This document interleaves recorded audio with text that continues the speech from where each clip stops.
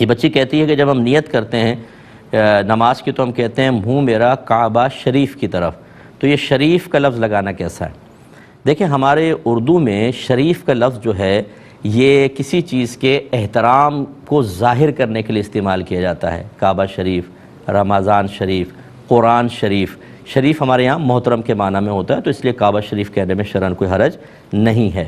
ایک یہ کہتی ہیں کہ اگر سورہ اخلاص کا کوئی وظیفہ پڑھ رہے ہوں کہ جیسے 10 بار پڑھنی ہے، 100 بار پڑھنی ہے، تو کیا اس سے پہلے ہر بار بسم اللہ الرحمن الرحیم پڑھنی ہوگی؟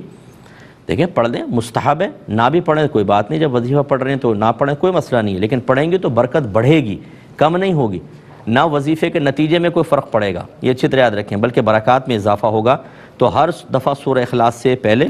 بسم اللہ پڑھ لیں، یہ بہتر ہے۔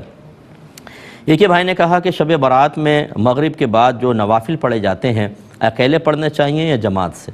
ہمارے ہاں جماعت سے پڑھنے پر فتنہ پھیل گیا ہے مسجد کے اندر، کیا حکم شرع ہوگا؟ دیکھیں بالکل اگر جماعت سے اس کا اہتمام ہوتا ہے تو نہ منع کیا جائے۔ اچھی طرح سمجھ لیں کہ ہمارے فقہا جو پرانے فقہا تھے، قدیم فقہا تھے، انہوں نے یہ نوافل کو جماعت سے پڑھنے کو منع کیا تھا، لیکن ہر ایسا نہیں 2-4 جمع ہو گئے خود پڑھ لی کوئی بات نہیں، وہ تداعی کے طور پہ، تداعی کا مطلب باقاعدہ دعوت دینا، یا یوں کہہ لیں کہ ایک امام کے علاوہ کم از کم 4-5 مقتدی کا ہونا، انہوں نے منع کیا کہ ایسا نہ کریں۔ اچھا کیوں منع کیا تھا؟ اس وجہ سے کہ اس زمانے میں فرض نماز اور اس کی جماعت کی بڑی رغبت تھی، لوگ اس طرف مائل ہوتے تھے، انہوں نے سوچا اگر ہم نوافل کی جماعت کی اجازت دیں گے تو ہو سکتا ہے کہ اس میں مشغول ہو کر پھر جو واجب جماعت ہے اس سے بے رغبتی پیدا ہو جائے، تو منع کر دیا۔ اس لیے نہیں کہ یہ حرام ہے، اس لیے نہیں کہ آپ گناہگار ہوں گے، بلکہ صرف اس لیے کہ وہ قلت جماعت کا سبب نہ بنے۔ پھر جب تغیر زمانہ ہوا تو ہمارے بہت سے فقہا نے، جن میں خود اعلیٰ حضرت امام اہل سنت امام احمد رضا خان ہیں، فتاوی رضوی میں فتاوی موجود ہے، انہوں نے اس کی باقاعدہ اجازت مرحمت فرمائی، بلکہ یہاں تک لکھا کہ یہ اس وقت جو فقہا نے منع کیا تو اس وقت اگر کوئی جماعت سے نماز پڑھتا زیادہ سے زیادہ مکروہ تنزیہی ہوتا، اس سے زیادہ نہیں، کیونکہ اس میں تحریمی پہ کوئی دلیل نہیں، اس کے حرام ہونے پہ کیا دلیل ہے؟ زیادہ مکروہ تنزیہی، اور مکروہ تنزیہی فعل گناہ نہیں ہوتا، بلکہ تحقیق اعلیٰ حضرت کے مطابق مکروہ تنزیہی فعل پر اگر کوئی استقامت حاصل کر لے، اس کو عادتاً اپنا لے، تب بھی گناہ نہیں ہے۔ اور آپ نے لکھا کہ اگر مکروہ تنزیہی فعل سے لوگ دین کی طرف مائل ہو رہے ہوں تو اس سے وہی منع کرے گا جو شریعت کے معاملے میں جاہل ہوگا۔ اس لیے اب آپ دیکھیں، آپ فرض نماز کے لیے بلاتے رہیں لوگوں کو، جماعت کی ترغیب دیتے رہیں، مسجدیں نہیں بھریں گی، لیکن نوافل کے لیے بلائیں گے، ٹھاٹے مارتا سمندر آئے گا۔ اس کا مطلب یہ ہے کہ لوگ مائل ہو رہے ہیں، ہونے دیں۔ اب جو یہ نوافل کی جماعت ہے، اس میں آپ بیان رکھیں اصلاحی،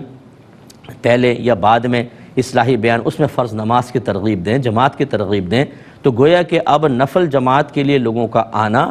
اور وہاں پر بیٹھنا، اصلاحی بیان سننا، یہ واجب جماعت کو تقویت پہنچائے گا، مقصود بدل گیا۔ اور میں نظیر کے طور پہ آپ کو بیان کر دیتا ہوں، آپ یہ دلیل پیش کر دیجئے گا۔ انہی فقہا نے، علماء متقدمین نے جنازے کے ساتھ بلند آواز سے ذکر کو مکروہ قرار دیا تھا، جیسے نوافل مکروہ، اسے بھی مکروہ قرار دیا، اور اس کی وجہ یہ بیان فرمائی تھی کہ سب لوگ جو تھے اس زمانے میں وہ مردے سے عبرت حاصل کر رہے ہوتے تھے، اپنی موت کو یاد کر رہے ہوتے تھے، اسی لیے امام غزالی رحمۃ اللہ علیہ نے لکھا کہ پہلے زمانے میں اگر کوئی کسی کے پاس تعزیت کرنے جاتا تو اسے یہ نہ پتہ چلتا کہ رشتہ دار کون ہے، قریبی رشتہ دار، اور اجنبی کون ہے، سبھی رو رہے ہوتے تھے، صدمے میں، افسوس، اپنی موت کی طرف متوجہ۔ اس زمانے میں پھر فقہا نے فرمایا کہ بلند آواز سے ذکر اس غور و تفکر کی راہ میں رکاوٹ بنے گا، لہٰذا مکروہ ہے۔ پھر جب تغیر زمانہ ہوا، اب لوگ جنازے کے ساتھ جا رہے ہیں، کوئی موبائل پہ کاروبار کی باتیں کر رہا ہے، ہنسی مذاق ٹھٹے کر رہے ہیں، تو کہا کہ بلند آواز سے ذکر کرنے دو کہ اب یہ جو ذکر ہے موجودہ زمانے کا، یہ غفلت پیدا نہیں کرے گا، غور و تفکر سے روکے گا نہیں، بلکہ غفلت کو ختم کرے گا۔ مقصود بدل گیا۔ آج دیکھیں جو یہ نوافل کی جماعت منع کر رہے ہوتے ہیں نا، یہ جنازے کے ساتھ جاتے ہوئے بلند آواز سے کلمہ شہادت اشہد ان لا الہ، بلند آواز سے کلمہ پڑھ رہے ہوتے ہیں، ان سے کوئی وہیں روک لیجیے اور کہیں کہ نوافل کی جماعت تو مکروہ ہے، ابھی تک آپ شدت سے منع کر رہے ہیں، کلمہ بھی تو مکروہ لکھا تھا فقہا نے، وہ کیوں کر رہے ہیں آپ یہ بتائیں۔ تو یہ جو منع کرتے ہیں نا، اکثر ان کو لاجک بھی پتہ نہیں ہوتی، اور جن کو پتہ ہے، مجھے حیرت ہے کہ خود اعلیٰ حضرت کو آپ فالو نہیں کرتے ہیں، حالانکہ اپنے آپ کو کہتے ہیں ہم رضوی ہیں، تو کیوں نہیں فالو کرتے آپ؟ آئیے اس کے اوپر پھر مطلب ایک ڈیبیٹ رکھ لینی چاہیے۔ ایسے لوگوں کے لیے میں گزارش کر رہا ہوں جو ہٹ دھرمی کر کے مسجدوں میں فتنہ پھیلا رہے ہیں۔ لوگوں کو بیچارے اچھا خاصا لوگ جماعت سے نماز پڑھ رہے ہیں ان کو روکنے کی کوشش کر رہے ہیں، بھائی کوئی پڑھ رہا ہے، آپ نہیں پڑھنا چاہتے ہٹ جائیں، پڑھنے دے لوگوں کو۔ باقی تفصیل میں نے بیان کر دی ہے، کسی کو اور تشفی چاہیے تو انشاءاللہ پھر اور میں آپ کو مواد بھی فراہم کر سکتا ہوں، لیکن یہ اس طرح کے فتنے فساد نہ پھیلائے جائیں۔ کمیٹی کو چاہیے اس پہ اگر آپ سمجھتے ہیں کچھ لوگ فتنہ کر رہے ہیں مسجد کے اندر تو اس پر ایک فتویٰ لے لیں، ہماری اکیڈمی سے لے لیجئے کہ میرا نمبر لے لیں، یہاں سے ہم آپ کو ریٹن فتویٰ دے دیں گے، ہوگا بھی فتویٰ وہی دے دوں گا، پہلے بنے ہوتے ہمارے فتوے، تو وہ آپ لے کر وہ دے دیں کمیٹی کو، اور جو لوگ اعتراض کریں اس کو دکھا دیں کہ اس کے خلاف دلیل لے کر آؤ۔ انشاءاللہ نہیں لے کر آ سکتے اور پھر آپ کا کام آسان ہو جائے گا۔ ایک یہ بھائی کہتے ہیں کہ سنا ہے کہ گھر میں اگر سورہ بقرہ پڑھی جائے جیسے حدیث میں آیا تو شیطان گھر سے بھاگ جاتے ہیں،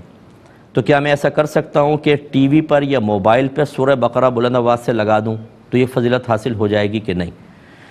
دیکھیں ہمارے نبی کریم صلی اللہ علیہ وسلم جب کسی بات کو بیان کرتے ہیں تو پھر ہمیں بعینی اس کو لینا ہوگا، اس میں بڑی حکمتیں ہوتی ہیں۔ سرکار نے پڑھنے کی ترغیب دی ہے اور پڑھنا اسی وقت متحقق ہوگا جب آپ خود پڑھیں گے، تو یہ ریکارڈنگ غالباً اس کا فائدہ اتنا نہیں دے گی، برکت ضرور ہوگی، لیکن حدیث کی فضیلت حاصل کرنے کے لیے آپ کو پڑھنا ہی ہوگا، لہٰذا پڑھیں اور یہ سستیاں نہ کی جائیں۔ ایک یہ پوچھا تھا کہ اگر ہم الارم لگا کر سوئیں فجر میں اور اس کے باوجود آنکھ نہ کھلے تو کیا نماز فجر قضا کرنے کا گناہ ہوگا؟ دیکھیں اس میں دو چیزیں ہوتی ہیں کہ کیا یہ عادت ہی ہو گئی ہے کہ آپ کو پتہ ہے کہ میں الارم لگا کر بھی سوؤں تو اتنی سخت نیند ہے کہ آنکھ کھلے گی نہیں، اور روزانہ ہی تقریباً یہ ہفتے میں 2-3 نمازیں اسی طرح نکل جاتی ہیں، پھر تو آپ پر واجب ہے کہ الارم کے علاوہ کوئی اور بھی طریقہ کار، کوئی اور سورس یوز کریں تاکہ آپ کی نماز قضا نہ ہو۔ ایسی صورت میں تو گناہ گار ہوں گے، پہلی دفعہ تو نہیں ہوں گے، لیکن جب آپ نے دیکھ لیا کہ یہ عادت ہے آپ کی، آپ اٹھ ہی نہیں پاتے ہیں، تو پھر دوسرا طریقہ کار اختیار کرنا واجب تھا، اس کے ترک کی وجہ سے گناہ گار ہوں گے۔ اور اگر عادتاً ایسا نہیں ہے، ہمیشہ آنکھ کھل جاتی ہے، لیکن کبھی کبھار ایسا ہوتا ہے کہ بہت زیادہ نیند کا غلبہ ہوتا ہے، تھک کر سویا ہوتا ہے آدمی یا دیر سے سوتا ہے اور پھر مطلب الارم کی وجہ سے آنکھ نہیں کھلی تو اللہ تعالیٰ درگزر فرمائے گا۔ لیکن اس میں یہ بھی ایک ذہن میں رکھیے گا کہ بعض اوقات ایسا ہوتا ہے کہ ہم پوری نائٹ کچھ نہ کچھ کام کرتے رہتے ہیں، کوئی کھیل کود باتیں یا چلیں اور کوئی کام، لیکن جب بالکل 15-20 منٹ رہ جاتے ہیں تو پھر ہم کہتے ہیں چلو الارم لگا کے سو جاتا ہوں، پھر اٹھ کے نماز پڑھ لوں گا۔ اگر ہمیں یقین ہے کہ میں ایسی صورتحال میں ہوں کہ اس وقت اگر میں سو گیا تو چاہے 10 الارم لگا لوں آنکھ نہیں کھلے گی، تو پھر ایسی حالت میں تو سونا گناہ ہوگا، پھر تو سونا ہی گناہ تھا، آپ تھوڑی دیر اور ویٹ کر لیتے اور نماز فجر اول وقت میں پڑھ کر سو جاتے۔ لیکن اگر ایسا نہیں ہے اور آپ کی عادت بھی پختہ ایسی نہیں ہے تو پھر گنجائش نکلے گی، اللہ تعالیٰ درگزر فرما دے گا۔